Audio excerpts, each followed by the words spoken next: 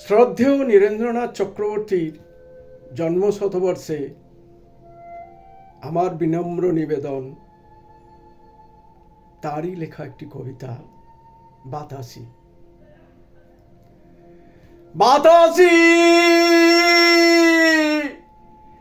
বাতাসি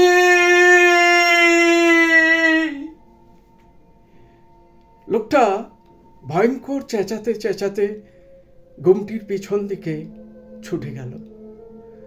ধাবিত ট্রেনের থেকে এই দৃশ্য চকিতে দেখলুম। কে বাতাসি? জোয়ান লোকটা অত ভয়ঙ্কর ভাবে তাকে ডাকি কেন? কেন হাওয়ার ভিতরে বাপরি চুল উড়িয়ে পাগলের মতো বাতাসি বাতাসি বলে ছুটে যায়? টুকরো টুকরো কথাগুলি ইদানিং যেন বড় বেশি গোয়ার মাছির মতো জ্বালাচ্ছে। কে যেন কাকে বাসের ভিতরে বলেছিল, ভাবতে হবে না, এবার দুদ্দার করে হেমাঙ্গ ভীষণভাবে উঠে যাবে, দেখে নিস। কে হেমাঙ্গ? কে জানে এখন সত্যিই সে দুদ্দার করে কোথাও উঠে যাচ্ছে কিনা।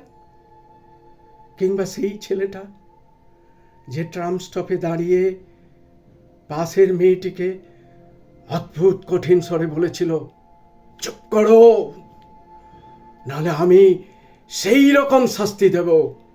আবার কে জানে সেই রকম মানে কি রকম?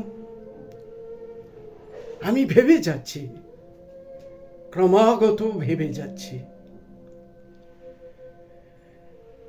গল্পের সবটা যেন নাগালে পাচ্ছি না। গল্পের সবটা আমি নাগালে পাবো না। শুধু শুনে যাব, শুধু এখানে ওখানে জনারণ্যে বাতাসের ভিতরে, হাটে মাঠে অথবা ফুটপাথে কিংবা ট্রেনের জানলায় টুকরো টুকরো কথা শুনব, শুধু শুনে যাব। আর হঠাৎ কখনো কোনো ভুতুড়ে দুপুরে কানে বাজবে, বাতাসি বাতাসি।